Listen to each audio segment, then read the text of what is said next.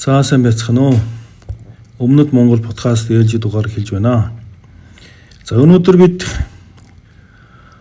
Хятад улс дахь Монгол гаралтай эрдэмтэд гэсэн сэдвээр ярилцахаар бэлдсэн юм аа.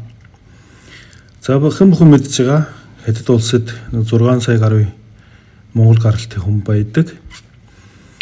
Гэхдээ зарим хүмүүс бол зөвхөн өөр монголчууд гэж ярьдаг. Гэхдээ энэ дотроо олон янзын Монгол байд юм аа. Мэдээж хэрэг хамгийн том бүлгэн бол өөр монголчууд байдаг. Одоо өөр Монголын өөр тань засгаар нь амьдардаг байсан. Түүнээс гадна өөр Монголын хошуу нутгаас тасдаж тийм ээ хар мөрөн мужид, гэрийн мужид, леоны мужид, хөөбийн мужид тийм ээ баахан Монгол хошуудыг тасдаж авсан. Тэгээ одоо өөр Монголын хилийн гадан бол Шинжаан Уйгурын хойд хэсгээр тийм ээ 3 Монгол хошуу аймаг хошуу байдаг. Дээд Монгол гэж хүн болгоо мэдж байгаа. Тэгээ ерөнхийдөө нэг 6 сая гаруй байдий. Түүнээс гадна гээгдсэн Монгол одоо нэг осондоо одоо Юан гүрний үед тийм ээ одоо тэнд одоо тогоон төмөр хаан хойшоо ухарч нутгатаа буцаж ирэхэд нэг ихэнх монголчуудын тэнд гээгдсэн байдий. Тэд нар өөрийгөө Монгол гаралтайгаа мэддэг. Түүнээс гадна бүр угийн бичгэн одоо хүртэл ер нь хөтөлж явдаг. Тэгээ өөрийгөө Монгол гэдгээр бахарж явдаг бандаг бүлэг хүмүүс байдаг. Түүнээс гадна бас нэг бүлэг хүмүүс нь бол голдуу одоо манч дайчин гүрэн тийм ээ зөрчдүүд хүчрхэг болоход манчид дагаар орсон баахан монголчуудыг Монгол аймаг хошуу гэж зохион байгуулад энэ нь ар өөр Монголын хошуудаас төс ялгаатай нэг осондоо дайчин гүрний хүрээнд бол эднэр бол манч одоо энэ хаадын хамгийн дотны түшмэд хүмүүс байдаг. Одоо жишээл Монгол гадаад Монгол суусан сүүлчийн амбан сайд Сандуу бол Монгол гаралтай хүн. Энэ хүн бол Ханжуу хотын тийм ээ Монгол хошуудын хүн байна. Гэтэ яг хөтэ тэр нутагт амьдардаг төрсэн учраас энэ Монгол ах 2 соёл байхгүй Хятад боловсралтай юм хүн байд юм аа. За ийм гэх мэтлэнгээр маш олон монголчууд байдий. Одоо гээгдсэн, таслагдсан тий өөр монголчууд гэдэг. Эдгээр одоо бүгдээ өөрийгөө Монгол гэдгээр бахарч явдаг. За үүн дотроос баахан Хятад улсад нэр манд улсын олон хүмүүс байд юм аа. Өнөөдөр бид нэг 10 түүний танилцуулахаар бэлдсэн байгаа. За мэдээж хэрэг том жижиг янзын эрдэмтэн байгаа. Гэтэ тэр болгоны танилцуулна гэж байхгүй. Хамгийн дөрөөтэй нэг хэсгийг танилцуулахаар болсон юм аа. За эхний эрдэмтэн бол Лянгшу Мин гэж одоо Бээжингд 1893 он төрсөн, 1988 оноос барсан. Энэ хүн бол Хятад улсын нэртэй сэтгэгч, гүн ухаантай, сурган хүмүүжүүлэгч, нийгмийн зүтгэлтэн. Ер нь Нью Күнзийн шашны эртний төлөөлөгч нэг, ер нь Хятад дахь сүүлчийн агуу Күнзийн эрдэмтэн гэж ийм цол авсан хүн байдаг. Энэ хүн бол Хублэ Цэцэн хааны 5 дахь хөхөөчийн үр удам. Эдний одоо хөхөөчи бол Юннан мужид одоо өнөөдөр Юннан мужид тийм ээ Лян он цол авсан. Тийм учраас Лян гэдэг овгийг авсан. Тийм. Энэ сургууль соёлын хувьд бол ер нь хувийн сургуулаар дамжсан байдیں۔ Одоо энд орчин үеийн сургууль нэг их суусан тийм тэмдэглэл бол байхгүй. 1917 оноос 1924 он Бээжингийн сургуулийн одоо декан Чай Вэньпэй гэж нэртэй эрдэмтэн байдаг. Энэ хүнээ тэгээ урлагаар Бээжингийн сургуульд одоо энэтхэгийн гүн ухааны заадаг байсан. 1921 онд нэр алтраа цураатулсан анхны том бүтээл буюу Дорн ба Барууны соёл тэдгэрийн философи гэсэн номоо бичсэн байдаг. Энэ бүтээлийг бол орчин үеийн сэтгэлгээний түүхийн чухал бүтээл гэж үнэлэгддэг. За энэ бол ерөнхийдөө бол энэ номондоо бол Лянгшу Мин бол зүүн барууны соёлын үүднээс авч үзвэл бол 3 хуваадаг гэж үздэг юм аа. Нэгэн бол барууны, нэгэн бол этгийн, нэгэн бол хятадын гэсэн 3 төрөлд хуваадаг. Гэхдээ Ляншу Мингийн үзлээр бол күнзийн төлөөлөл болсон тийм ээ. Күнзийн шашин суурилсан хятадын соёл хүн төрлөختний соёлын хамгийн тохиромжтой газар гэж үздэг. Барууны соёлоос илүү дээгүүр, илүү өндөр, илүү гүн гүнзгий гэж үздэг юм аа. Дэлхийн ирээдүйн соёл бол хятадын соёлын сэргэлт гэж үздэг юм аа. Ляншу Мин бол хэдийн Монгол гаралтай боловч түүний тэр үзэл бодол бол ер нь магадгүй хятадын тухайн үеийн хамгийн соёлын төлөөлөл болсон. Тэгээ бас Ляншу Мин бол эртний бурхан шашны их судалдаг. Тэгээ маш олон бурхан шашны талын судалгаа хийсэн ном бүтээлээ үлдээсэн байдаг. Тэр Вэйши Шуи сэтгэл төдийдний тайлбар гэсэн ном энэ талаар бол айгуу сайн тайлбарлаж өгсөн. Ляншу Мин бол насан туршдаа 6 бот тийм ном үлдээсэн. 1950 оноос 1980 он бол хятадын улс төрийн зөвлөлийн хурлын байнгын зөвлөлийн гишүүн үндсэн хуулийн засварлаг тийм комиссын гишүүн байсан.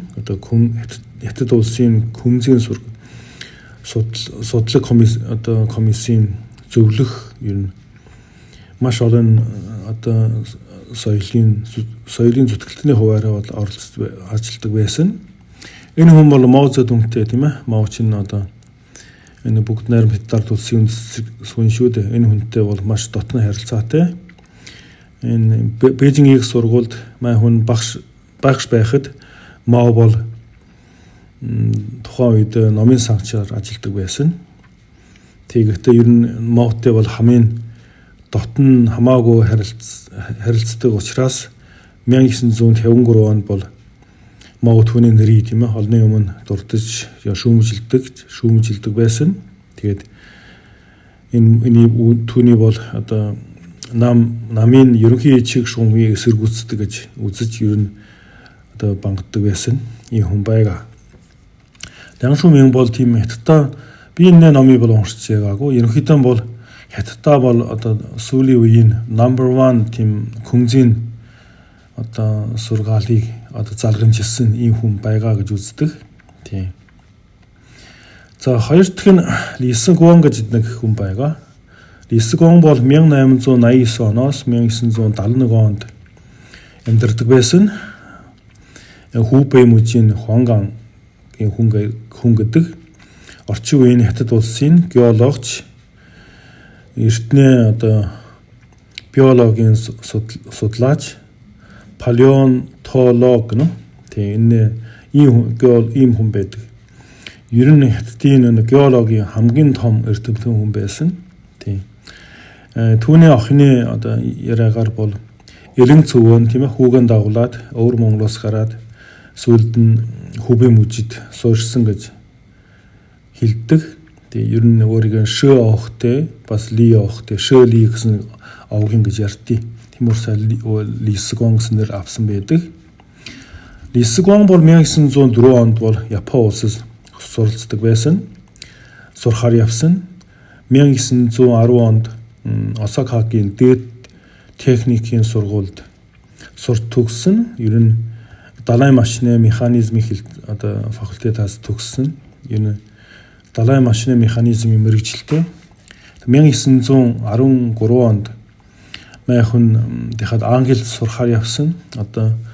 Бирмингемийн их сургууль гэнэ. Энэ бол геолог сурахаар явсан. 1918 онд бол мастерын цол хамгаалсан.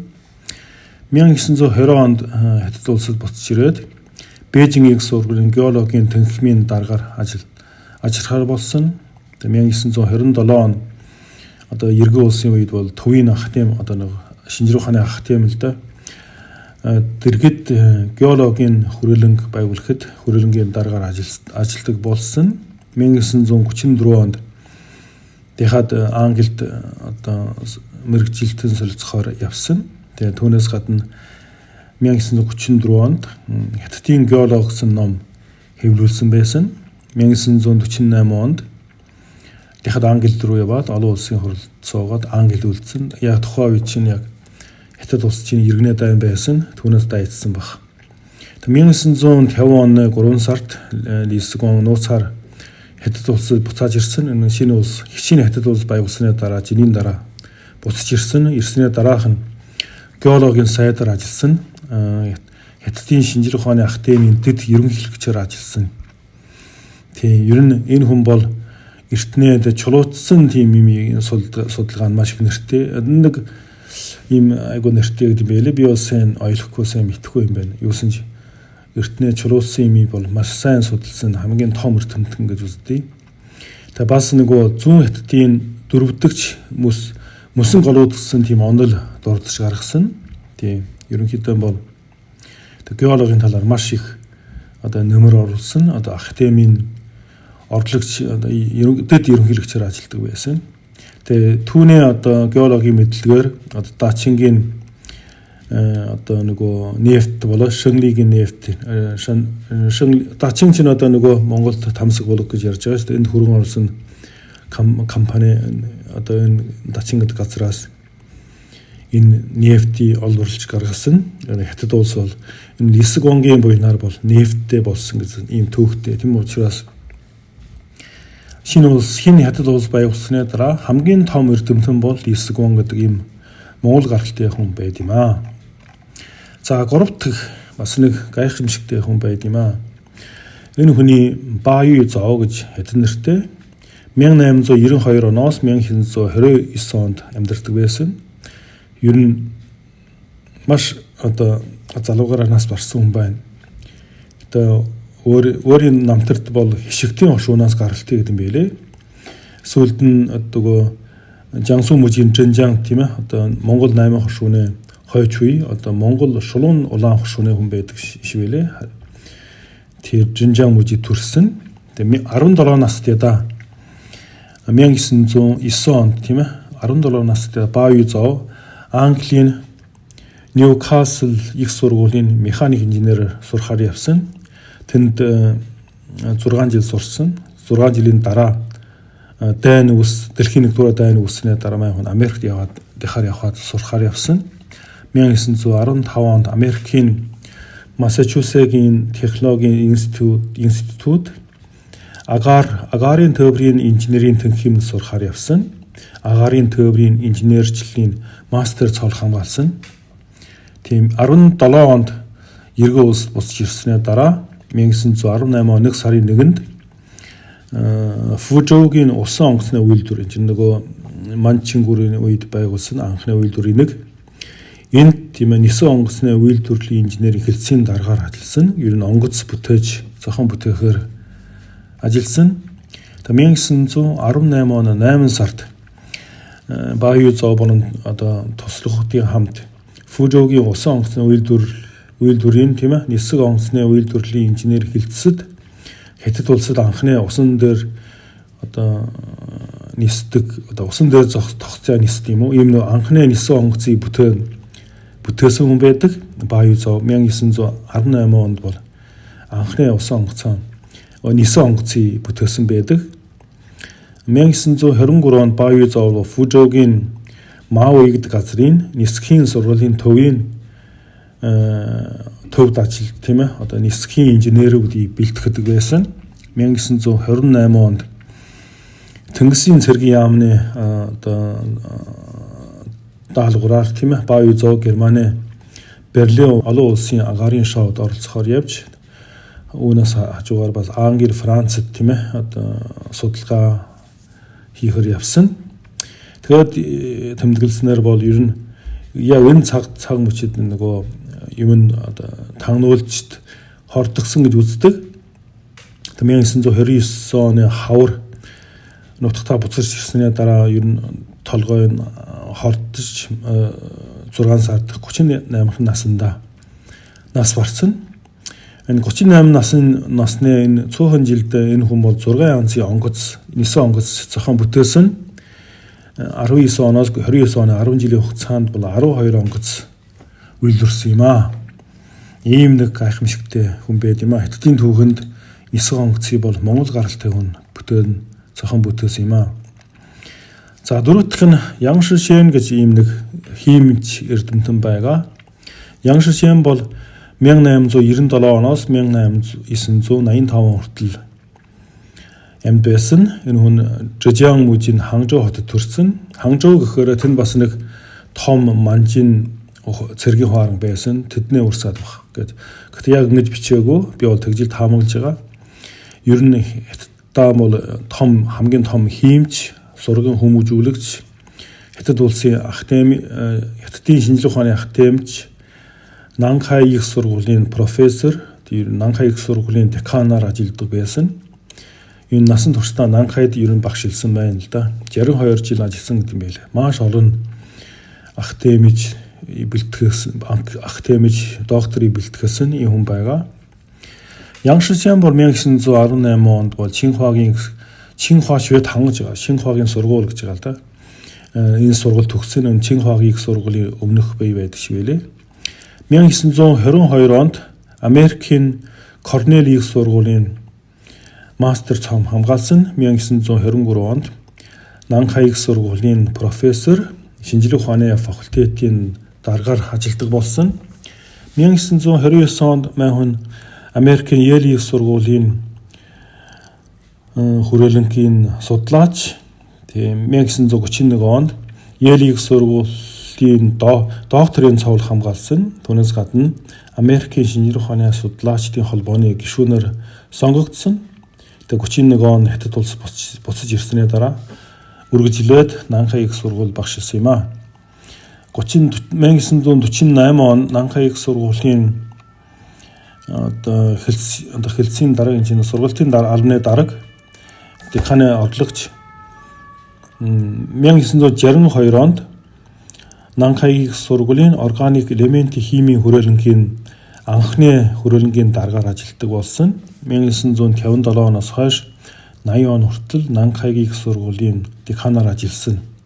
Энэ Нанхай бол өнөөдөр бол Нанхайгийн нэр хүнд бол харьцангуй одоо буурсан байдаг. Түүнээс биш яг 40 50 60-аад оны үед бол ер нь Чинхуа, Бэйда, Нанхай, Фудан энэ дөрвөн сургууль гэж ярьдаг байхгүй юу? Нанхай хамгийн нэр хүндтэй ийм сургууль байсан.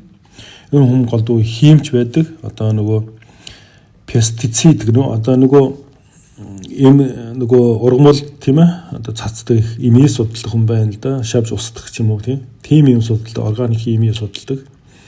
Маш урт хугацаагаар химийн одоо сургалтын арганд ажилладаг байсан. Тийм. Ер нь системтэй ер нь шавж устдаг бодис тийм ээ. Одоо гербицид, ургамлын өсөлтийн зохиц хүлэгч гэх мэтийн одоо имийг судалсан. Одоо өнөөдөр Хятад улсад хэрэгжилж байсан олон тийм одоо шавж устдах бодис энэ хүн бүтээсэн магадгүй эсвэл энэ хүнээс шав бүтээсэн ч магадгүй да. За тав дахь хүн бол Са Бандун гэж хүн байгаа. Са Бандун бол 1902 оноос 1949 он амьдардаг байсан. Ер нь Хятадын цахилгаан инженерийн хамгийн том эрдэмтэн. Тийм ер нь сургууль хүмүүжүүлэгч, төвийн академич, улсын Шаман их сургуулийн декан. Тийм энэ нөгөө Фужоу хотод бол нэг 8 том гэр бүл байдаг нэ. Түүний нэг гэр бүл нь бол энэ Са ухтай гэр бүл. Одоо Фужоугийн 8 гэр бүлийн Са ухтай нэг гэр бүл бол маш олон одоо Хятад улсад нэртэй цуутай одоо эрдэмтэн гарсан ийм түүхтэй. За 1921 он бол Чинхуагийн сургууль төгссөн. Тийм 1920 он Америк сурахаар явсан. 1924 онд Стэнфорд их сургуулийн механик инженерийн тэнхим сурч төгссөн. 1927 онд Массачусетс мужийн Өөстэй Политехникийн коллежид докторийн цол хамгаалсан. 1928 онд Хятад улс буцаж ирээд Чинхуагийн сургуулийн физикийн профессороор болж ажилласан. За 1935 онд Америкт явж Ohio мужийн их сургуулийн зочин профессороор ажилласан. Тий. 1937 оноос 1945 оны хооронд Шамангийн их сургуулийн деканаар ажилласан. Ер нь 36 наснда Шаманы их сургуулийн деканаар ажилласан. Тэгэхээр энэ хүн бол маш өөрийн салбарт маш мундаг нэр хүндтэй хүн байдгийг ойлгомжтой. 36 наснда их сургуулийн декан гэдэг чинь бас л ховор тохиол шүү. 1948 онд Төвийн академийн анхны академич 1949 онд энэ хүн Америкт нас барсан.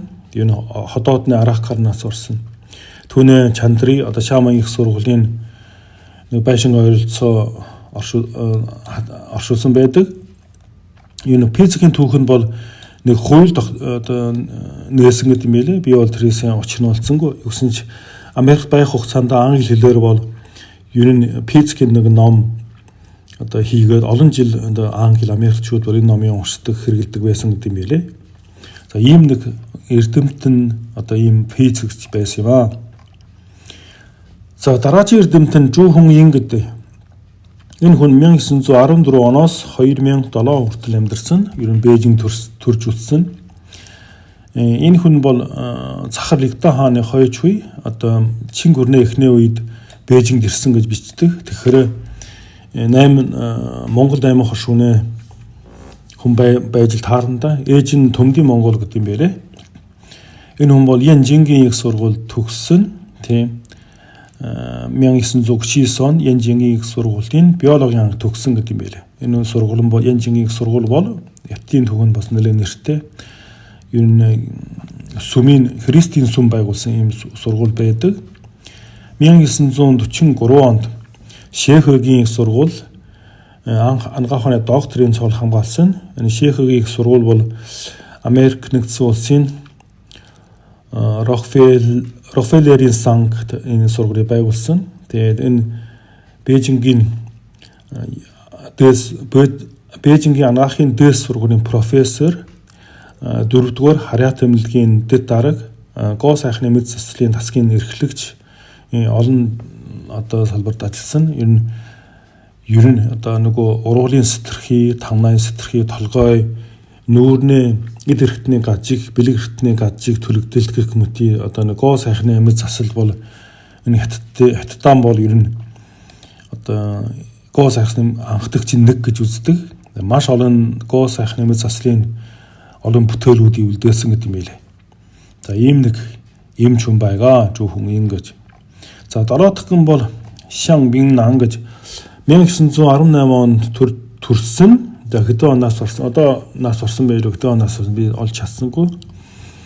Уг гартлан бол 80 хошууны хүн гэж байгаа. Тэгэхээр Жинжангийн Монгол 8 хошууны өрсөд байгаа гэж бодож байгаа.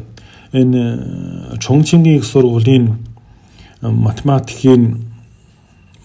физикийн факультет төгссөн. Ер нь дараа нь дахиад өөр мөрөгчлөө сонгосон. Үндэсний төвийн их сургуулийн архитектурын мэрэгчлэр сонирхож бас сурсан. 1944 он сургуулаа төгссөн. 46 оноос хойш Хубэй мужи, Шанхай, Нанжин гэдэг олон газраар ажилласан. 1949 онд Бээжин хотын барилгын асуудал эргэсэн товчоо тийм архитектурын дизайн нар ажилладаг байсан. Тийм ер нь архитектурын акустик гэдэг нэг дуу шуугаан тийм барилгын дуу шуугааны ер нь хамгийн судалгаатай Хятадта хамгийн урдаа барьдаг эрдэмтэн хүн байгаа. Ер нь Хятадын ардын их хурлын танхим тийм ийм танхимын дуу чимээний хяналтыг бол голдуу тэнд ажилласан. Хятадын ажилтны баян тамирын стадион тийм нийслэлийн стадион зэргийн ийм том Хятадын анхны том баягууламжийн дуу шуугаан дээр ажилласан. Тийм бас гадаад руу Заир улсын ардын ордон Монакогийн баян тамирын стадион руу ажилласан. Ер нь энэ хүн бол ер нь насан туршдаа ийм нэг мэрэгчлэр ажилладаг байсан. Бээжингийн аж үйлдвэрийн их сургуулийн профессор бас ажилладаг байсан. ийм эрдэмт хүн байгаа. За 8 дахь нь бол Жиншил ингэж нэртэй 1919 оноос 2007 он хүртэл амьд байсан хүн байгаа. Бээжин хотод төрсөн. Хорчин 100 гарын хой туршны хүн. Хорчин 100 гарын хой туршны Бээжин төрсөн гэхээр энэ эдгээр чинь нөгөө одоо Бөөнгийн хошуу Сингарын чинээ эднэ удаа юм мэдгүй. Ер нь 1946 онд Токиогийн эзэнт гүрний их сургууль төгссөн 46 он. Тий. Тэгээд өөр Монголын аж үйлдвэрийн тэнхим, хөнгөн үйлдвэрийн тэнхим, инженер, ерөнхий эдэд инженерийн мессэнд ажилтдаг ер нь Япон, Англи, Герман, Орос олон хэллэлтэй энэ эрдэмт хүн байгаа. Ер нь сүү мөтгөх хүний одоо техник, технологи дээр хамгийн их нөлөө үзүүлсэн хүн байдаг. За ийм нэг эрдэмт хүн байгаа. За Истэн Лилин гэж байгаа. Лилин бол Бээжин хотод төрсэн физикч, Хятад улсын академийн гишүүн. 1944 онд Гуаншигийн их сургуулийн механик инженерийн тэнхимд сурч төгссөн. 46 онд Бирмингемийн их сургууль Английн металлын физик мэргэжлэр мастер цол хамгаалсан. 1951 онд Кембриж их сургуулийн гүн ухааны доктор, Хятадын академийн физикийн хүрээлэнгийн судлаач. Ер нь энэ хүн бол Исгонгийн охин байдаг. Тийм. Энэ хүн бол Хятадын анхны одоо цөмийн зэвсгийн одоо тэсрэг бодисын дээр ажилласан. Хятадын анхны цөмийн одоо шумбах онгоцны материал дээр бол ажилласан. Ийм том хүн байд юм аа. Тийм. За 10 дахь нь Саб Моо гэж бас нөгөө Фужо хотын одоо Саа хотын олон эрдэмтний нэг. Саб Моо бол Садулагийн 18 дахь аж охин гэдэг юм. 1924 онд төрсэн, 2025 он 10 сарын 31 нас бараад дөнгөж сар гарна хүн болж байгаа. Энэ хүн бол хэрэглээний хэмж одоо Фужо хотод төрсэн. 1950 онд Саб Моо бол Фужогийн Хуанан эмэгтэйчүүдийн урлаг шинжлэх ухааны коллежийн химийн тэнхимд сурч төгссөн. 1952 онд Шанхайн Тяньюань гэдэг химийн үйлдвэрт ажиллахаар болсон. 1955 онд бас нэг юм цэвэрлдэг нэг судалж гаргасан юм дээ. Би сайн мэдэхгүй байна.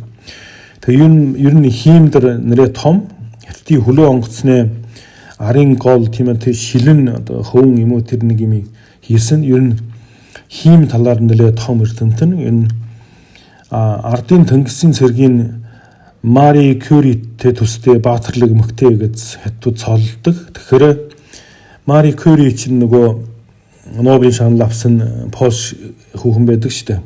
Энтэй зүйрлдэг. Ер нь маш том эрдэмтэн хүн байдаг. Химийн том эрдэмтэн хүн байгаа. За 11 дахь нь бол Мао Хайчин гэж байгаа. Мао Хайчин бол химч. Энэ Мао Хайчин бол 1942 он төрсөн. Тийм. Хөвлөөссөн хааны 10 дахь хүү Жин Наван тогоон төмрийн хойч хүй гэж үздэг. Өмнөдийн технологич тийм ээ. Ийм Жин Навангийн хойч хүй. Тэгээ энэ Жин Наван чинь бол Хөвлөө хааны 1289 онд Янжу хотын захирагчаар цөллөгдсөн. Яг бэ гэхээр энэ тогоон төмөр энэ нөгөө Хөвлөө хааны 10 дахь хүү Вьетнам руу дайлаар яваад амжилтгүй ер нь ял аваад ингээд Янжу хотын захирагчаар цөллөгдсөн гэдэг юм ярэ. Тийм болохоор Мао Хайчин чинь Жансу мужи Ругао хотод төрсэн. 1960 онд Америк руу сурахаар явсан. Ер нь Мичиганы их сургуулийн хэрэглээний математикийн мастер, дараа нь физик химийн докторийн цол хамгаалсан. Сүүлд Австрал цагаачилж Австралийн холбооны ухааны академид ажиллахаар болсон. Австралийн технологи шинжлэх ухаан ба инженерийн академич ер нь Австралийн тийм мөнгөн төвсгэрийн хуурамчаа үлдэхээс хамгаалах тийм бихний технологийн дэлхийн тийм патенттэй ийм бас том эрдэмтэн хүн байгаа. Одоо ч амьсрын байгаа. За дараагийн эрдэмтэн хүн бол Фу Шоужэн гэдэг биохимч хүн байгаа. Бас Бээжин хотод төрсөн. Уг гарал нь Өвөр Монголын Хорчин аймаг.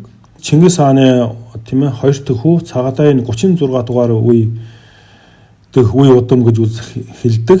Тийм 1944 онд Бээжингийн Фүрэнгийн их сургууль төгссөн. Энэ сургууль бол католик шашны сүм байгуулсан. 1946 онд Америкийн шинжлэх ухааны доктор цол хамгаалсан. Тэгээ ер нь Америкийн хөөгтийн хорт хавдрын судалгааны төвийн сангийн зохион байгуулагч тийм Нью-Жерсигийн их сургуулийн биохимийн хүрээлэнгийн декан. Тий Харвардын ангаахын сургуулийн биохимийн дэд судлаач. Түүнээс гадна бас Америкийн шинжлэх ухааны академи болон Английн эзэн хааны химийн нийгмийн ахлагч гишүүн. Тий ер нь маш олон одоо өөрийн салбарт маш нэр хүндтэй энэ олон улсын хэмжээнд энэ хүн бол ерөнхийдөө тэр хүүхдийн цусны хорт хавдар лейкеми өвчнөд маш их амжилт олсон. Ер нь хавдар судлал бол маш их амжилт гаргасан гэж үздэг. Сүүлийн үед бол одоо настай жүудийн болор цай өвчний катаракт тийм ээ энэ өвчнөд бол маш их одоо олон улсын хэмжээнд нэр цугаа алдарсан хүн байдаг.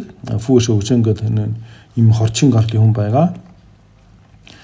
За 3 дахь нь бол Шуурган гэж энэ Өвөр Монгол төрж өссөн хүн байгаа. Энэ ганц энэ Өвөр Монгол хүн байгаа энэ дотор. Энэ бол Өвөр Монголын хорчин баруун гарын өмнөд хошуунэ тийм ээ цагаан чулуу тосгоны хүн байгаа. Тэгээ хятадын одоо хамгийн нэр цуутай нөгөө биолог чинэг байдаг. 1965 онд Өвөр Монголын сургуулийн биологийн факультет төгссөн. 1982 оноос 1984 онд Япон улсын тийм мал эмнэлгийн амтны их сургуулийн тийм мал эмнэлгийн доктор цол хамгаалсан. Ер нь биеийн гадна үр тогтох тийм мэрэгчлэр гарсан. 1983 онд 83 оны 3 сард дэлхийд анхны одоо хуруу шилэнд одоо нөгөө ишги тийм ээ боёжуулж өсгөөсөн. Тийм 1985 онд Өвөр Монгол буцаж ирсний дараа Өвөр Монголын их сургууль энэ шуурганы нэрмжид асар масар хүртэл барьж өгсөн. Ер нь лабораторийн амтны судалгааны төв хүртэл барьж өгсөн байлээ. Тэгээд манай шуурган энэ 1989 онд ер нь бас нөгөө хуруу ширэн тийм ээ хуруу ширэн туглыг тийм ээ амжилттай боёжуулж чадсан. Ер нь энэ талаар бол ер нь хятадаа төдийгүй ер нь дэлхийд урдаа барьдаг эрдэмтний нэг. Тэгээ 1993 оноос 2006 оны хооронд Өвөр Монголын сургуулийн декан 1995 оны 6 сард Хятадын инженерийн академийн академич 2006 оноос 2014 оноос хооронд Хятадын инженерийн академийн дэд ерөнхийлөгчөөр ажилладаг байсан. Тэгээ бас нэг сонин дуртахад 2005 онд энэ хүн чинь Өвөр Монголын сургуулийн декан байхдаа бяцаалагд 4 хүн бяцаалагдаж тэгээд 5 сая юан нэгтгэж байсан. Тэгээд харин 13 цагийн дараа одоо аврагдаж ийм хүн байгаа. Тэгээд 4 хүнээ бүгдийг барьсан. 2 хүний бол хугацаагүй ял өгсөн ийм сонин төвхтэй юм аа. Шуурган бол ер нь одоо энэ дотроо бол ер нь Өвөр Монгол ганц одоо бэлтгэсэн бол шуурган байга бусдын бол дандаа гээгдсэн эсвэл одоо дээр үеийн тийм хатцсан тийм монгол гаралтай хүмүүс байд юм аа. За өнөөдөр ийм нэг хүмүүсийг танилцуулж байна. За анхаарал тавьсанд баярлалаа.